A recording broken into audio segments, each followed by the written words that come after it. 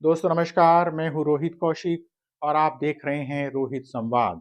दोस्तों सबसे पहले आपसे विनम्र निवेदन है कि आप हमारे YouTube चैनल रोहित संवाद को सब्सक्राइब करके और हमारे Facebook पेज रोहित संवाद को फॉलो करके जन सरोकार की पत्रकारिता को अपना समर्थन दें।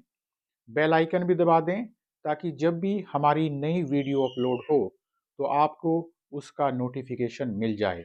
इस वीडियो को लाइक कर, शेयर कर और इस वीडियो पर कमेंट कर भी आप हमारी आवाज़ को बुलंद कर सकते हैं।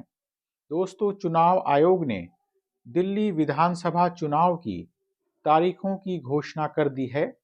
दिल्ली की 70 विधानसभा सीटों के लिए 5 फरवरी को वोट डाले जाएंगे। वोटों की गिनती 8 फरवरी को होगी। चुनाव की अधिसूचना 10 जनवरी को जारी होगी।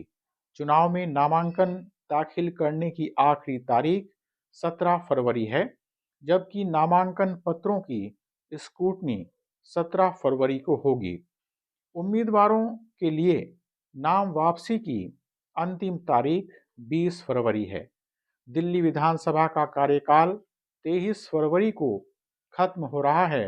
नए सदन के गठन के लिए उससे पहले चुनाव होने हैं। आपको बता दें कि 2015 के दिल्ली विधानसभा चुनाव में आम आदमी पार्टी ने 70 में से 67 सीटें प्राप्त की थी। 2020 के विधानसभा चुनाव में आम आदमी पार्टी ने 70 में से 62 सीटों पर जीत प्राप्त की थी। भारतीय जनता पार्टी को 2015 में 3 तथा 2020 में 8 सीटें प्राप्त हुई थी। दोस्तों, दिल्ली के विधानसभा चुनाव की तारीख की घोषणा करते हुए मुख्य चुनाव आयुक्त राजीव कुमार ने विपक्षी दलों द्वारा ईवीएम पर व्यक्त की गई शंकाओं को खारिज कर दिया, नकार दिया।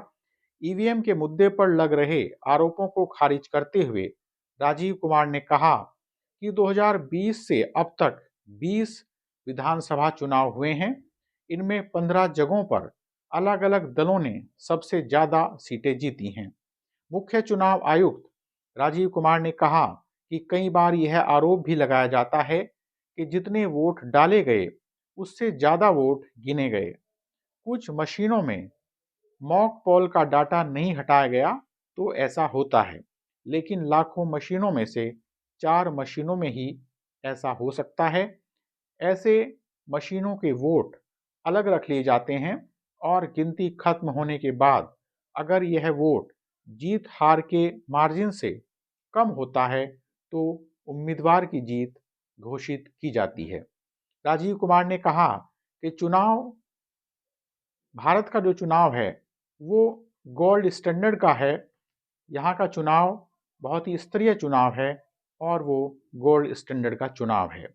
दोस्तों, यह सही है कि पहले की अपेक्षा चुनाव सुधार की तरफ जरूरी कदम उठाए गए हैं, महत्वपूर्ण कदम उठाए गए हैं। एक समय वह था जब गांव में दलितों को वोट नहीं डालने दिए जाते थे। गांव में दबंग लोग पूरे बूथ पर अपना कब्जा कर लेते थे।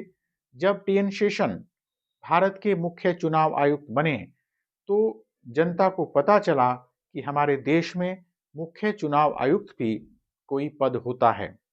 टीएन शेषन ने अपने एक इंटरव्यू में कहा था कि मैं नाश्ते में नेताओं को खाता हूं, मैं नाश्ते में राजनेताओं को खाता हूं।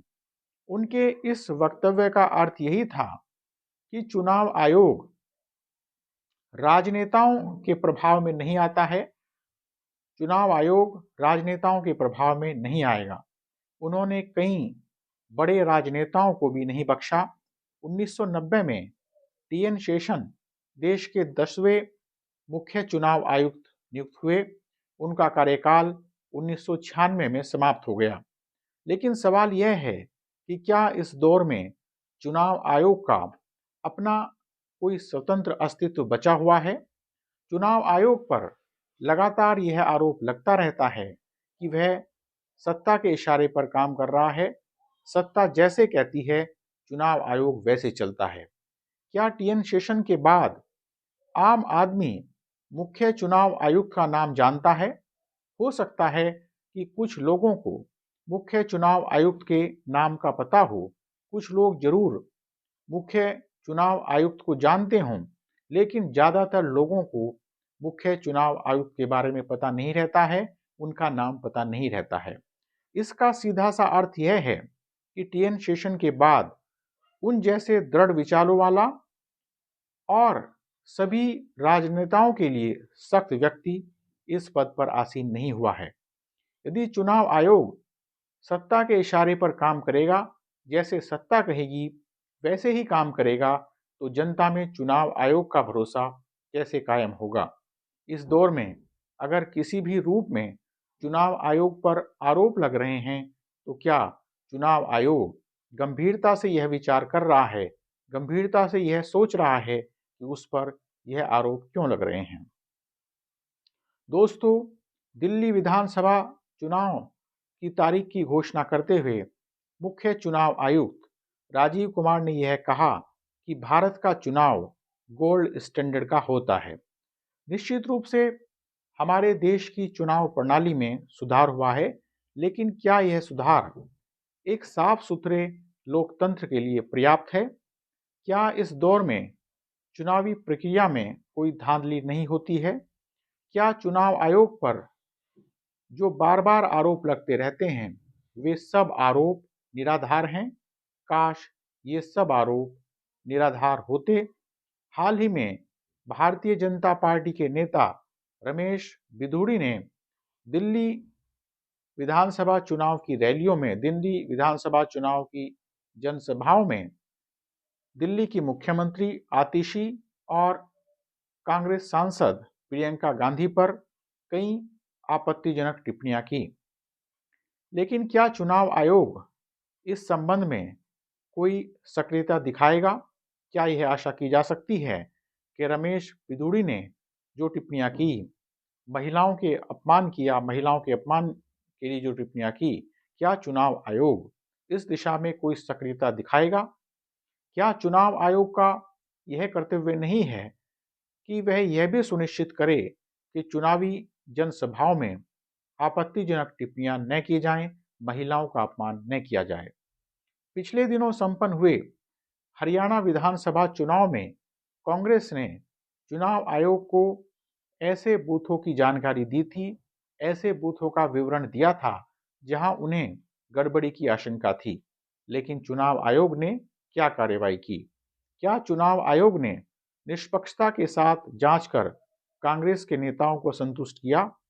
यहाँ यह भी कहा जा सकता है कि विपक्ष का काम तो हर बात की आलोचना करना है और विपक्ष को किसी भी तरह से संतुष्ट नहीं किया जा सकता। अगर इसी बात को सही मान लिया जाए, अगर आपकी बात को ही सही मान लिया जाए तो कि विपक्ष को संतुष्ट नहीं किया जा सकता, तो क्या चुनाव आयोग की यह जिम्मेदारी नहीं बनती कि कांग्रेस के नेताओं को बुलाकर उनसे बेहतर तरीके से संवाद किया जाए?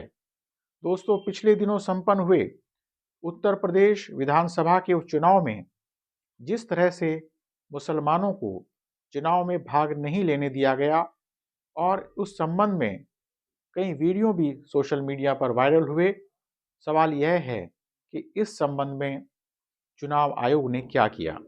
उत्तर प्रदेश में बिना वजह इस तरह के आरोप नहीं लगाए गए थे। प्रमाण के तौर पर ऐसी कई वीडियो सोशल मीडिया पर भी और इलेक्ट्रॉनिक मीडिया पर भी उपलब्ध हुई, लेकिन चुनाव आयोग ने कोई कार्रवाई नहीं की, बल्कि मुसलमानों को ही पापी सिद्ध कर दिया गया। इसलिए जब मुख्य चुनाव आयुक्त राजीव कुमार यह कहते हैं कि भारत का चुनाव गोल्ड स्टैंडर्ड का होता है, तो जनता के मन में संदेह पैदा होते हैं। क्या इस संदेह को दूर करने का काम चुनाव आयोग का नहीं है? बहरहाल आज रोहित संवाद में इतना ही। जल्दी ही मिलेंगे एक नए मुद्दे के साथ। नमस्कार।